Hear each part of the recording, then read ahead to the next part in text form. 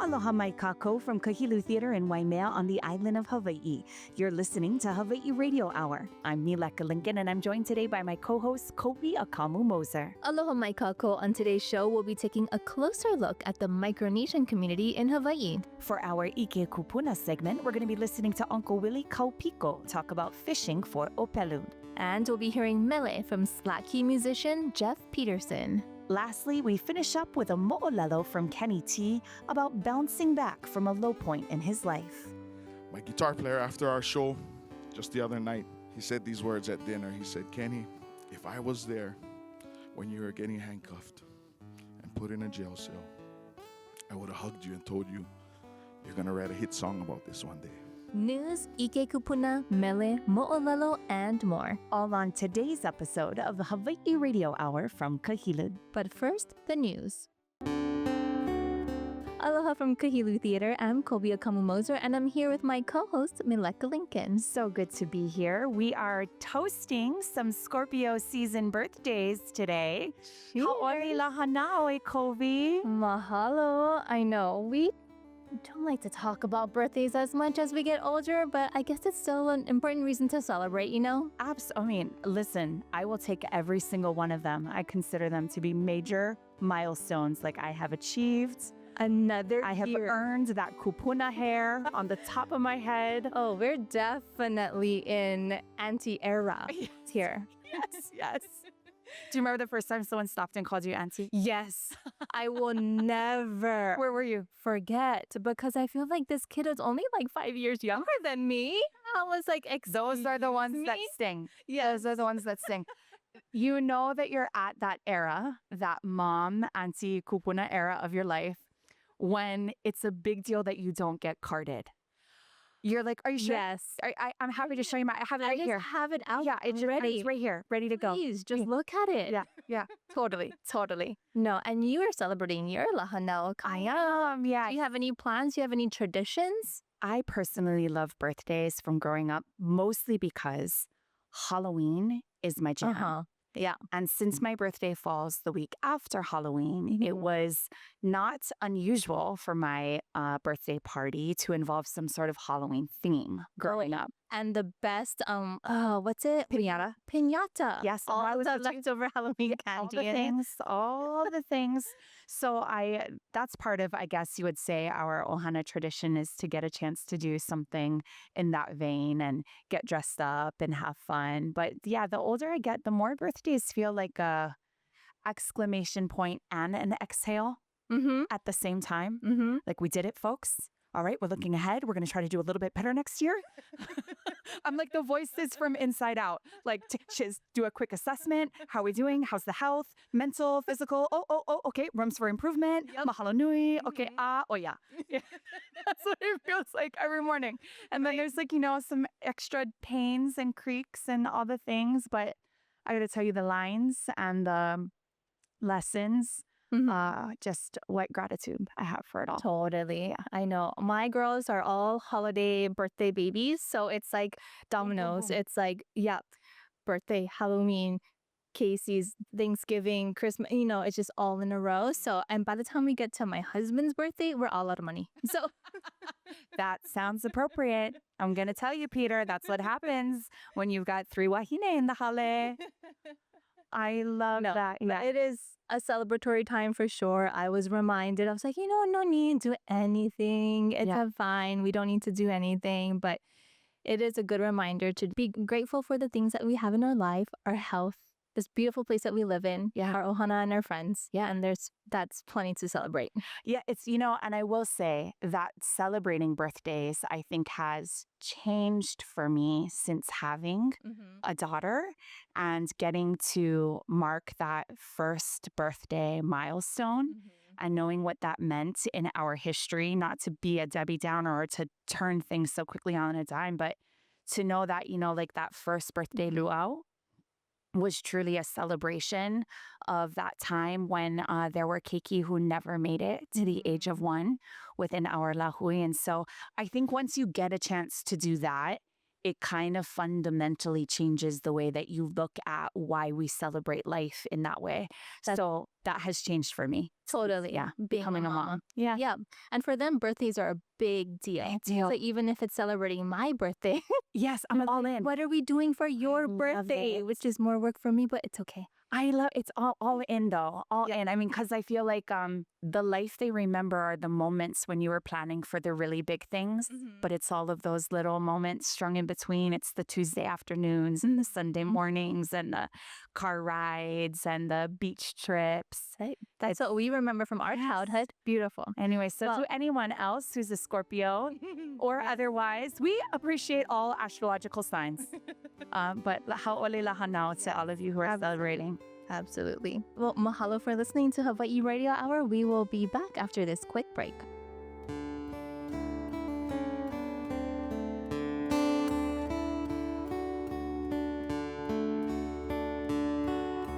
The Hawaii Radio Hour has been made possible with the incredibly generous kauko'o of the Richard Smart Fund. Richard Palmer Kaleoku Smart established the Richard Smart Fund at Hawaii Community Foundation when he created the Parker Ranch Foundation Trust to support healthcare, education, and charitable giving for the Waimea community here on Hawaii Island. To learn more, please visit hawaiicommunityfoundation.org.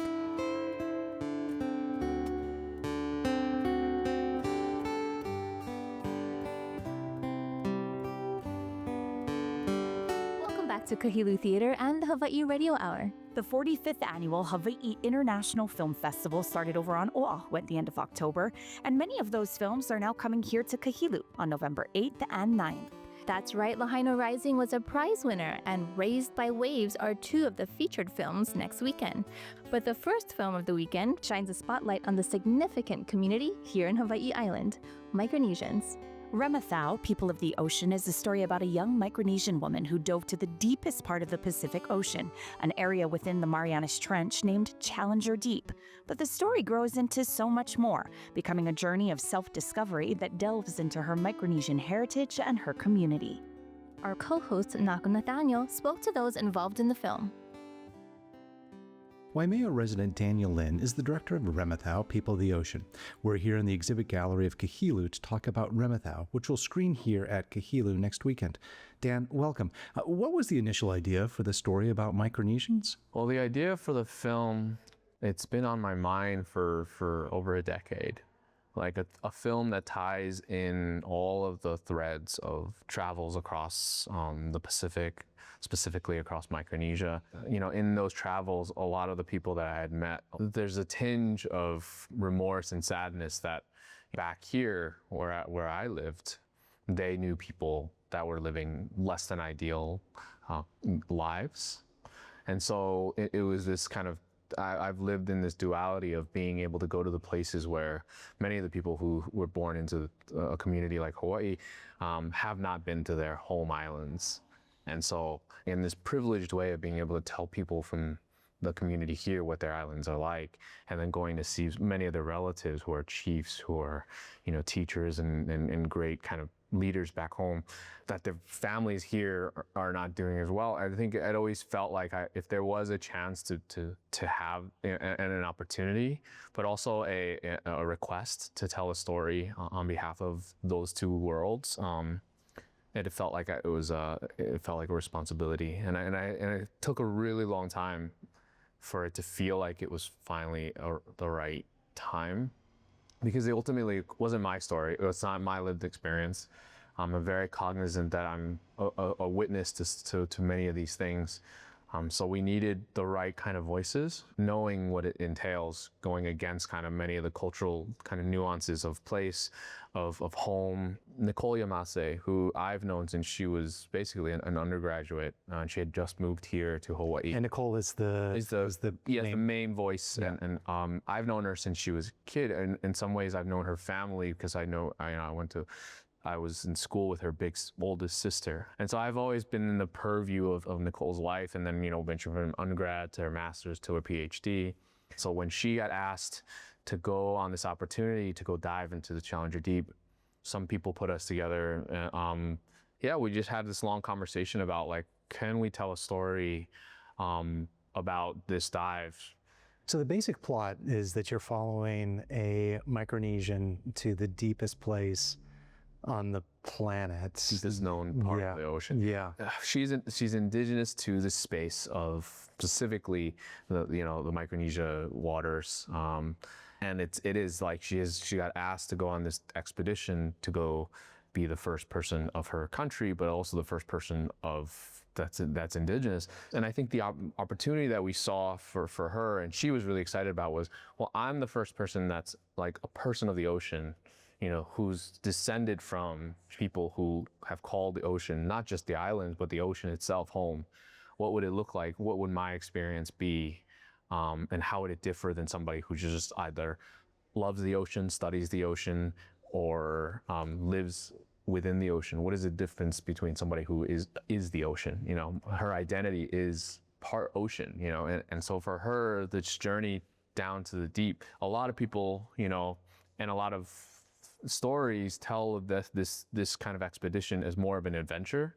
You throw in the risk, you pepper in some of the uncertainty, you mix it around with a lot of like the sea life that you might see, that might discover. And we just knew that like her identity had something bigger to tell, that was not about like the fear of the unknown, but it was more about like the weight of representation. And especially going to a place where, in her culture and many Pacific cultures, like the bottom of the ocean is where a lot of legends derive from, both origin stories, creation stories, but also it's a place of where ancestral knowledge is. And so all of that is kind of like, those were our ingredients. It wasn't the mystery, the adventure, and the uncertainty. It was almost like the certainty of so many things, and just like being able to uncover and peel back what that certainty was for her was that was our story arc. I think one of the paradigms we as a team were really cognizant of, especially of indigenous stories, and especially of stories where an individual accomplishes a great feat. There's this kind of tropish hero's journey.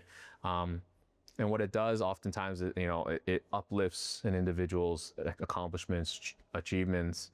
And right after that accomplishment is done, the story's over. And we just kind of like clap and we applaud. And, that's a familiar kind of arc that we like to see, as an audience. It just like feels good.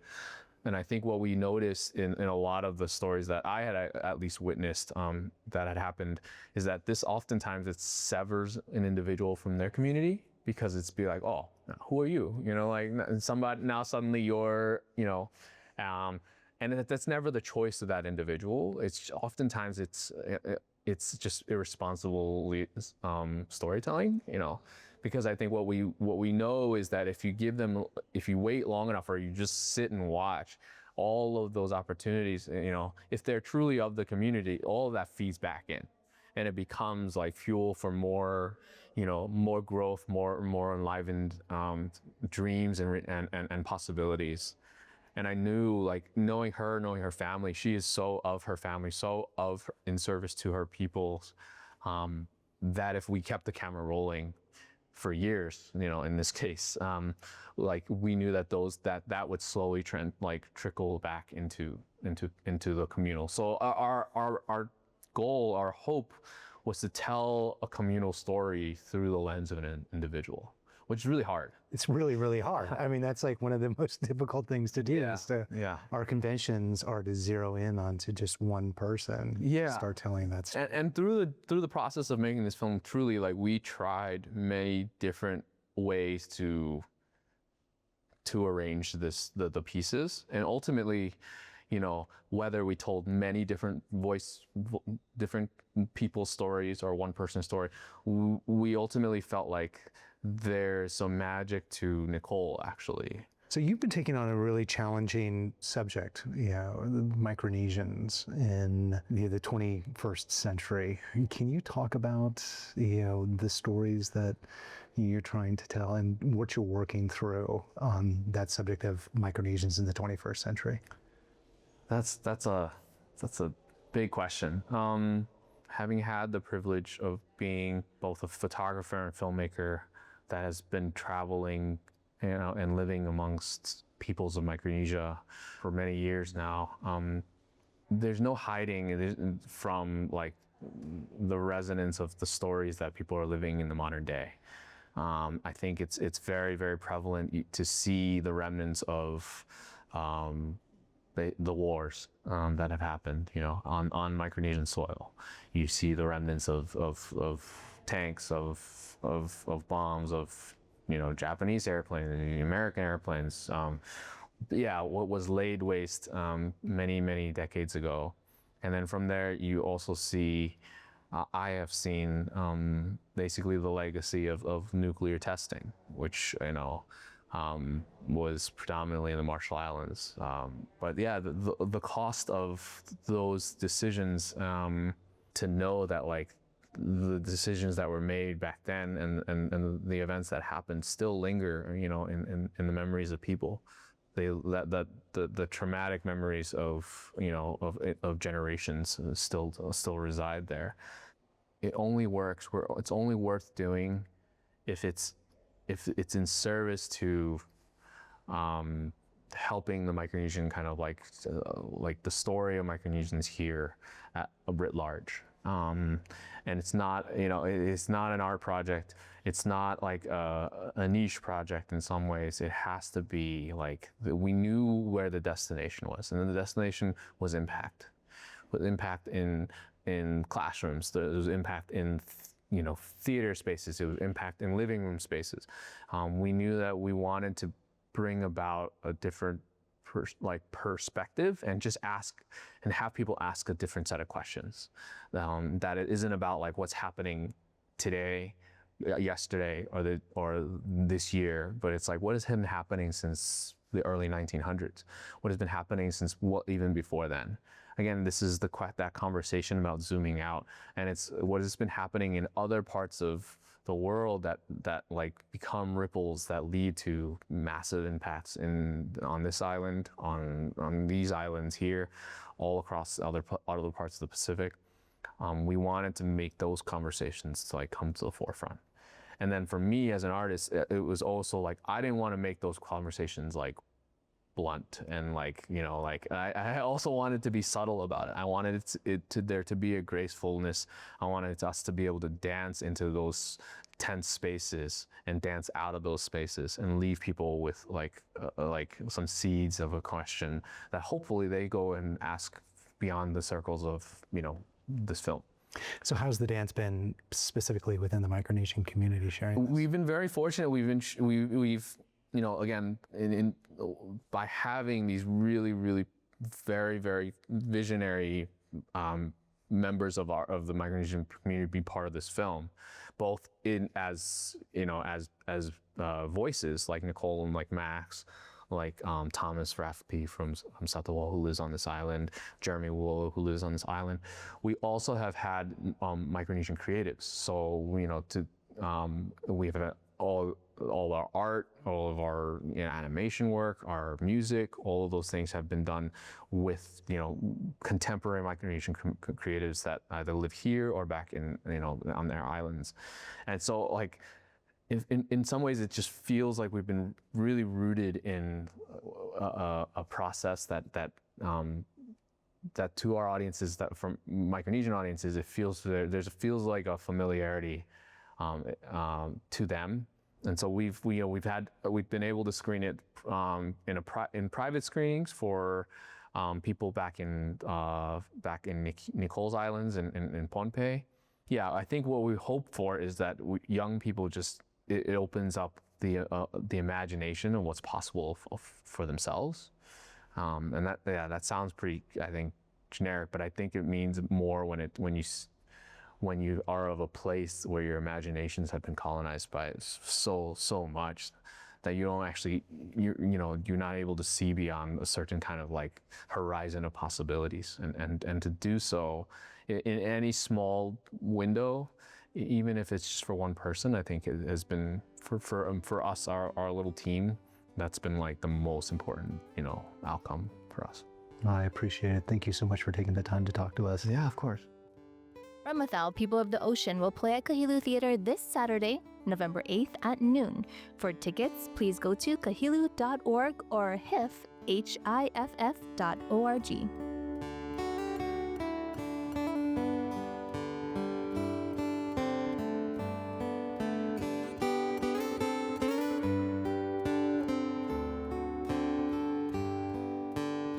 Coming up in the show, our Ike Kupuna segment with Uncle Willie Kalpiko. We was taught the hard way of life. You know, we had raised pigs, raised chicken, pikiawe beans, and all that. I think that's what made me kind of like when person can do a lot. There's no such things cannot do. That's how I think. I look at my uncles, they do everything. You know what I mean? Gosh, I look how did they know? But that's the gift they get inside, a hidden talent, and they can do a lot.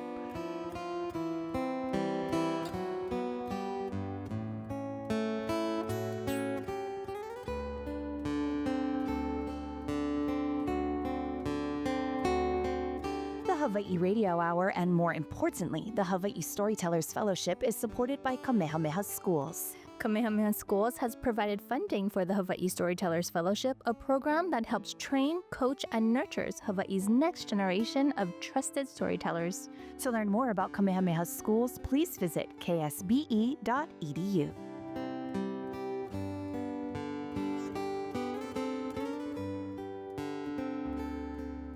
We'll return to Kahilu after this short break. You're listening to the Hawaii Radio Hour.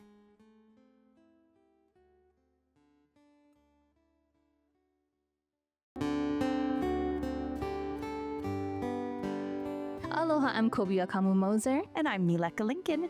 Welcome back to Hawaii Radio Hour here at Kahilu Theater. On this week's Ike Kupuna segment, we're headed down to the spot known as the last Hawaiian fishing village, Miloli'i.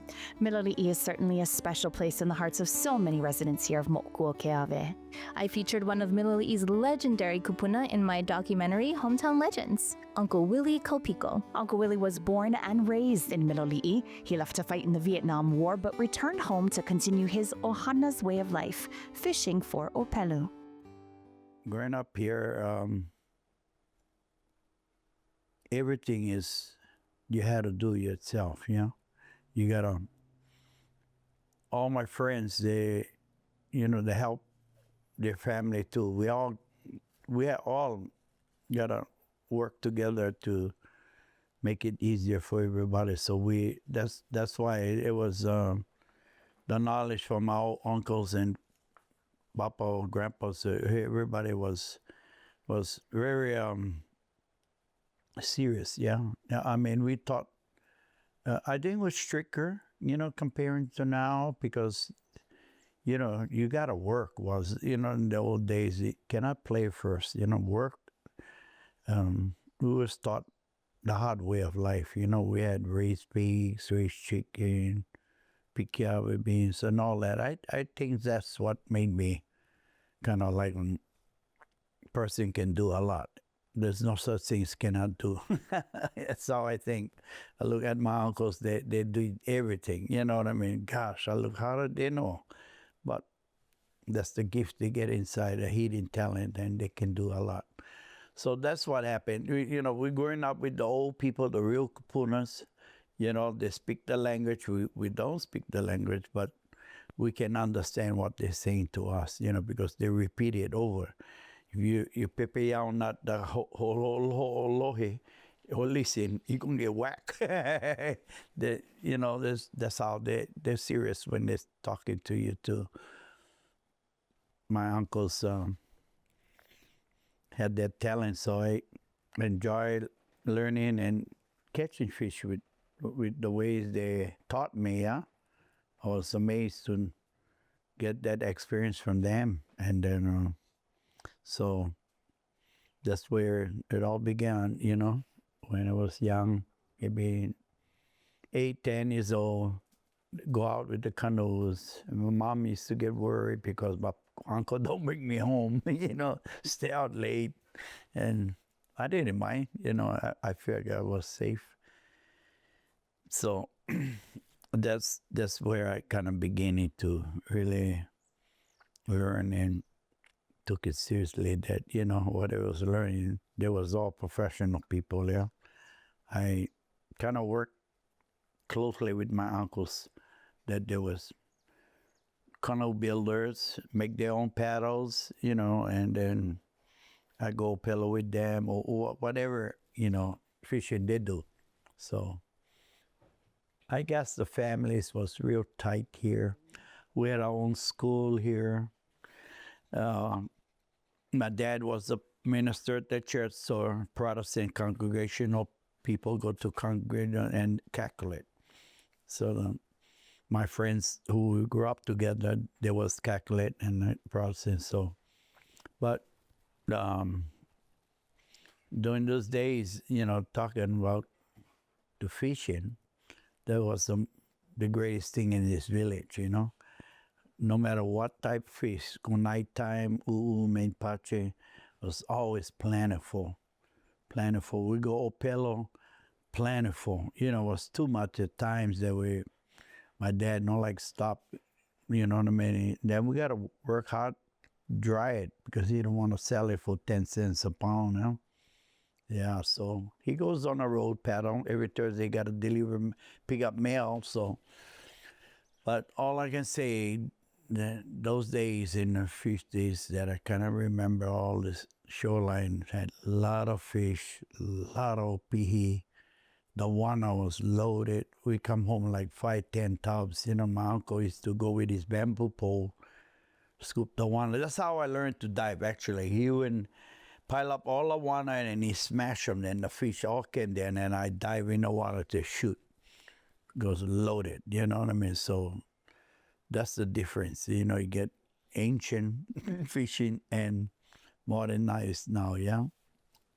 So we didn't have this kind of goggles. We didn't have fins. We had double goggles, you know? But all of that was all acceptable, you know what I mean? Growing up here, you know, just living in this kind of place, you know what I mean? You there's no other alternative but learn how to fishing. I think the Opelo industry was the biggest industry as far as growing up in Miloli'i. It was in Ahe, it was in Main Pachi, it was in Bottomfish. The Opelo was wow, you know, I can really, you know, emphasize on this thing that the Opelo, that during the season, man, the boats used to come in with a lot of fish, you know what I mean? A lot of fish. So I don't know, when I think of my parents, they, wow, they really took it spiritually. You know what I mean? That's what I'm saying, you know? Spiritually, to kind of like work spiritually with the Lord, you know, and all the kind of stuff. So, you know, everything come up, pono, yeah? That's what I think, you know, by doing it thing right, you're gonna be successful. That's what I think. Yeah, people who done it right, everything come good for them.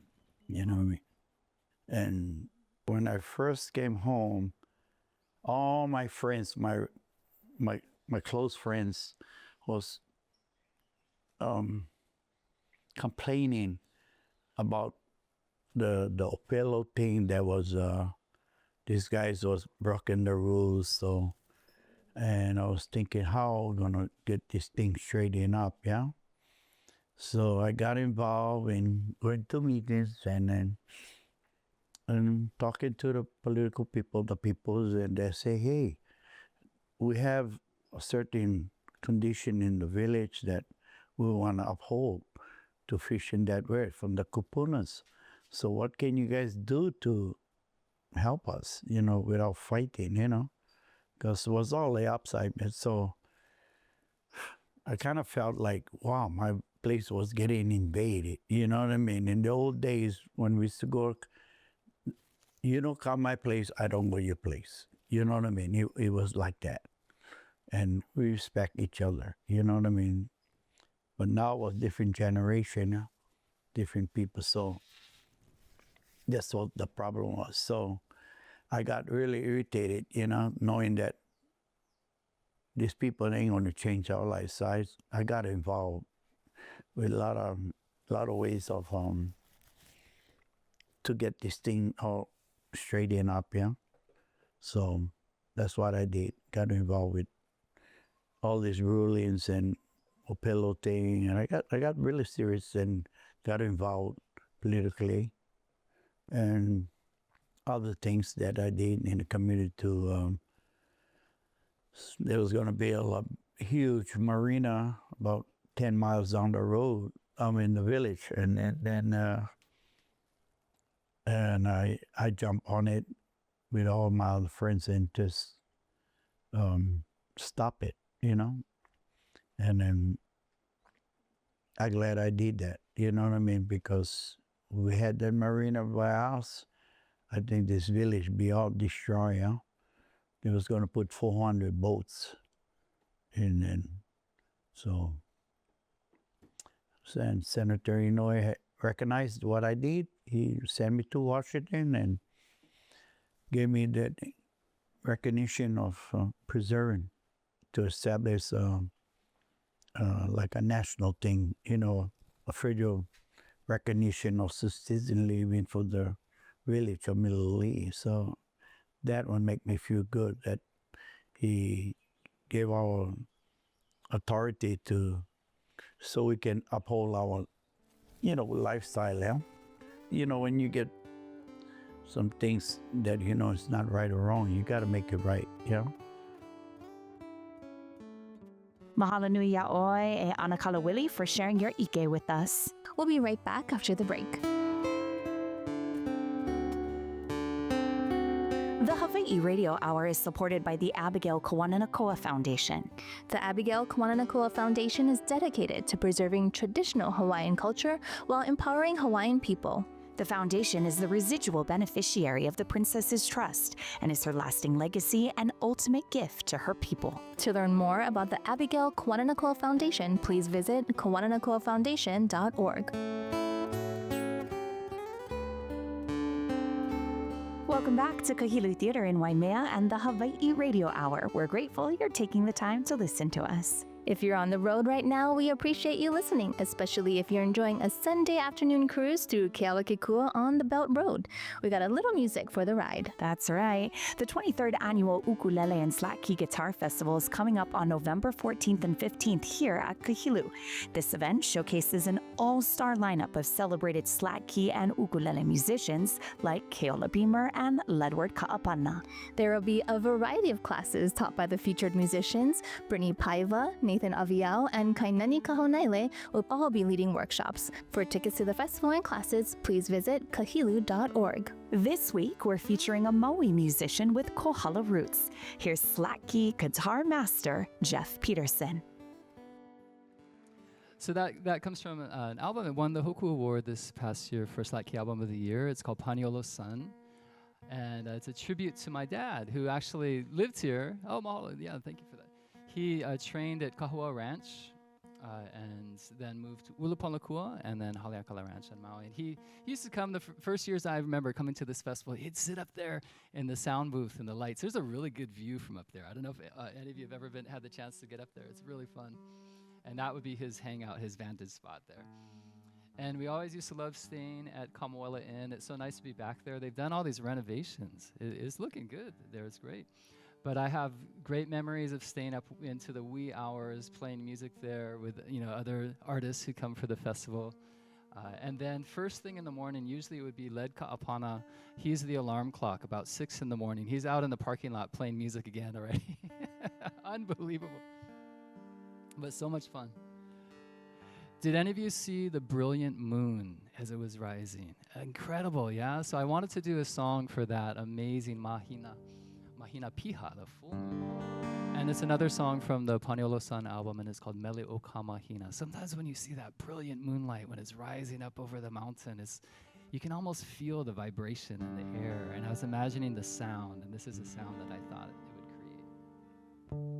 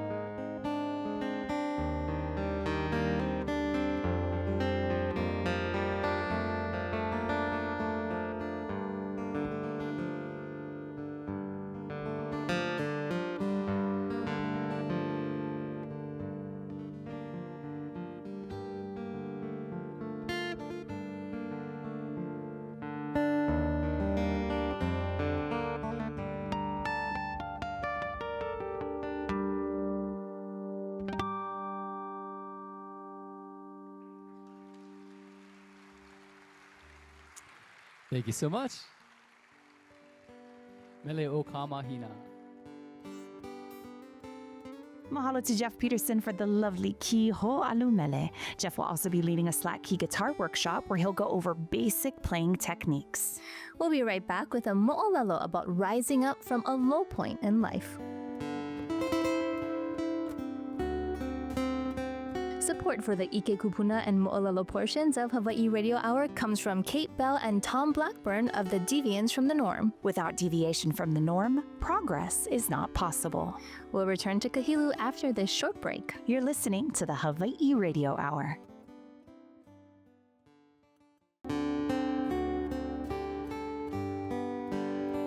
Aloha, I'm Kobia Kamu Moser. And I'm Mileka Lincoln. Welcome back to Kahilu Theater and the Hawaii Radio Hour. At our last live show, Kenny Tagavila, better known as Kenny T, shared the backstory of his most recent song, A Little Jail, A Lot of Jesus. It was such a moving story, and it absolutely had the entire crowd engaged. So here's Kenny T sharing that mo'olelo, his story, on stage in front of a live audience at Kahilu last month. Oh, man. Wow. What to do after an introduction like that, man. Thank you. I'm going to turn my stopwatch on because I could go all night here. My name is Kenny Tagavila. I was born and raised in South Kona. My family comes from the Ahupua'a of Napo'opo and Ke'e and Honaunau. I lived up Mauka in the coffee fields. We farmed coffee and mac nuts, and we raised animals, and we lived a simple life. We didn't have much. I'm a singer-songwriter. I'm a trucker. I'm a business owner. I'm a husband to my wonderful wife, Tia, who is also my manager in everything I do. I'm a father of two wonderful children. My daughter, Tiani, is 23 years old. My son, Koli, is going to be 21 years old next week. 20 months ago, I became a very young and very cool papa at 45 years old to my first granddaughter named Paisley.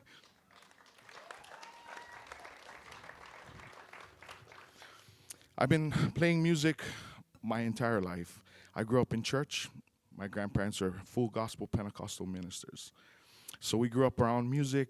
It wasn't something I really took hold of early on until maybe my high school days when it was the cool thing to do. And it was a way for me of release, a way to, it helped me through so many things, and I feel music really saved me.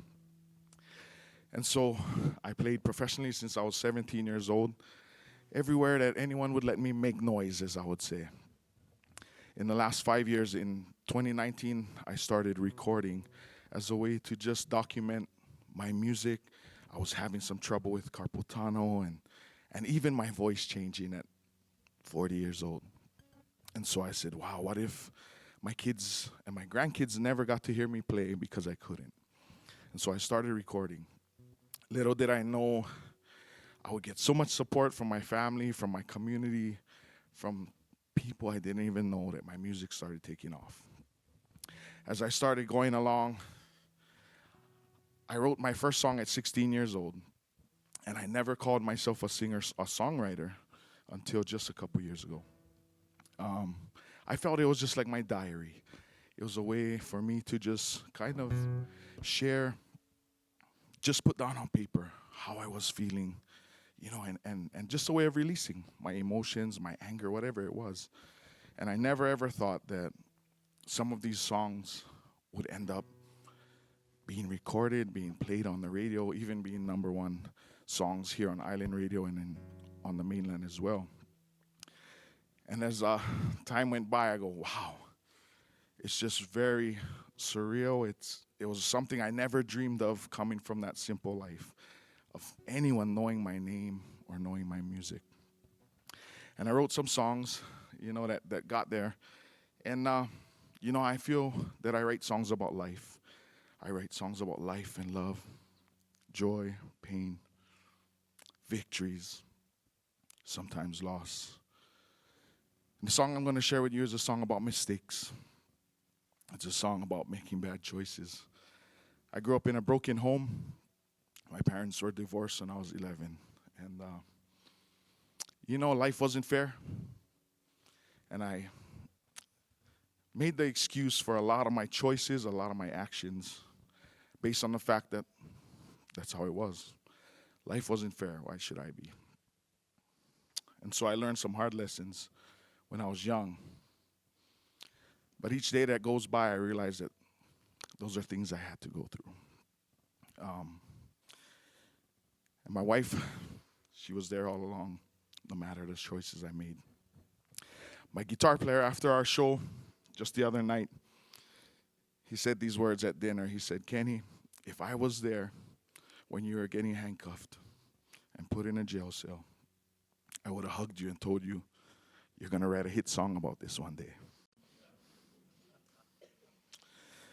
Well, here we are.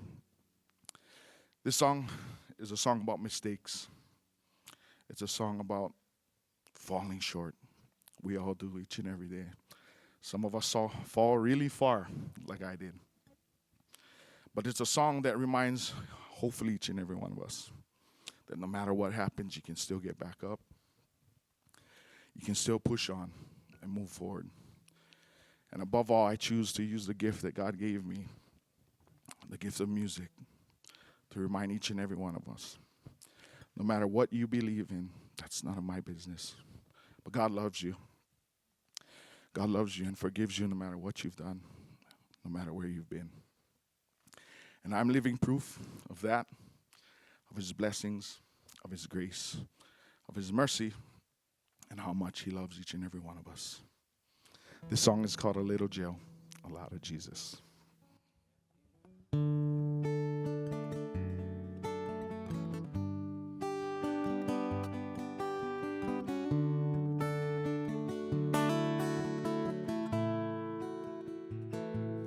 I ain't perfect, that ain't me. I hate to disappoint you, but I'm never gonna be. I'm a different man who I am from what I was. A little jail and a lot of Jesus. Time after time I've been ashamed of what I've done. Looking in the mirror, didn't like what I've become. But I had many chances, way more than I deserve. A little jail and a lot of Jesus. Lord knows the things I've done. I've been a fool, I've been a prodigal son. But still He chose to save a wretch like me. A little jail and a lot of Jesus.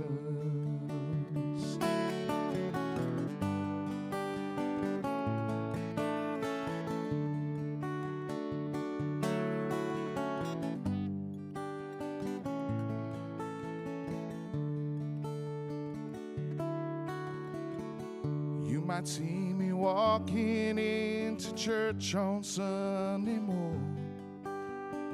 I'm living proof that that old roof won't fall on anyone.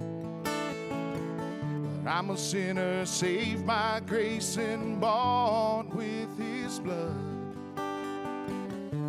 A little jail and a lot of Jesus.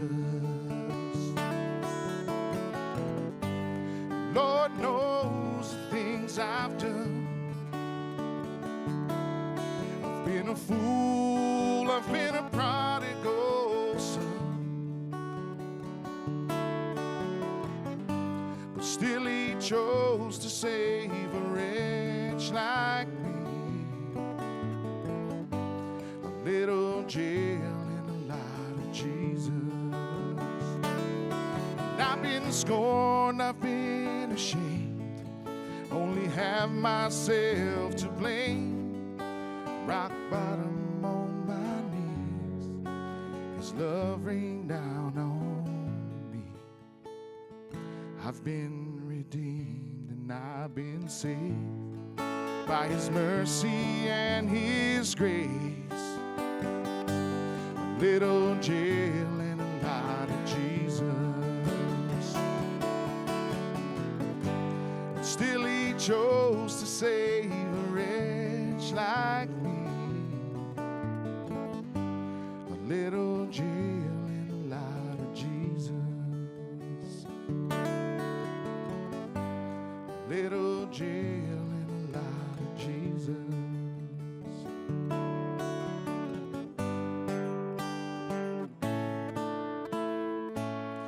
My name is Kenny Tagavila. I come from South Kona. Mahalo.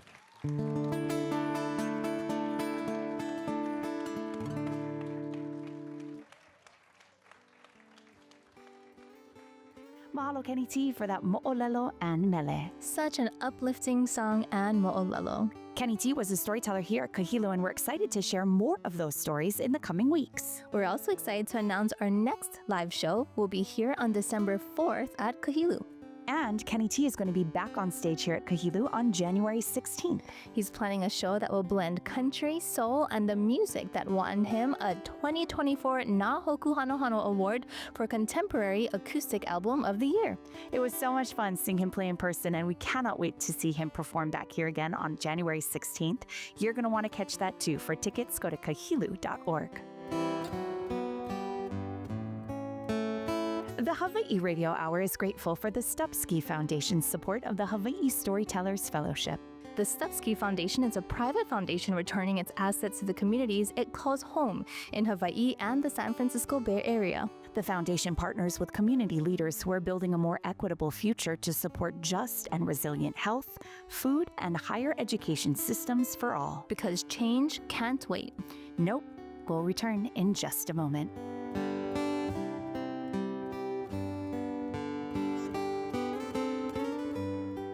Kobe, there are moments when I pick up my phone and I want to find something that sparks joy. Absolutely, and I have an idea.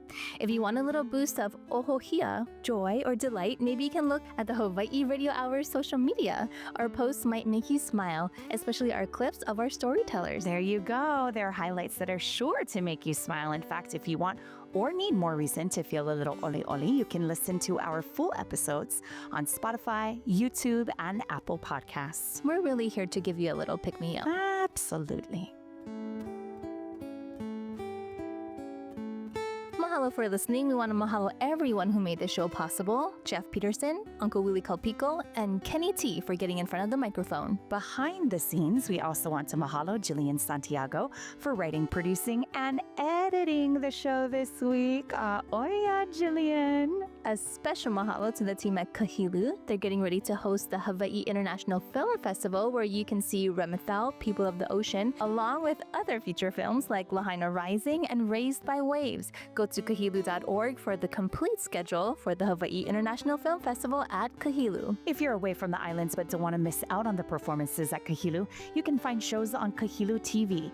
You can stream Jeff Peterson and the rest of last year's Ukulele and Slack Key Guitar Festival by heading to kahilu.tv.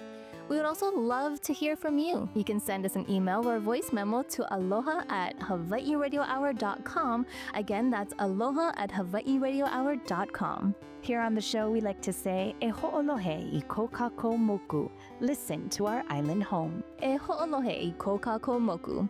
A hui ho and aloha.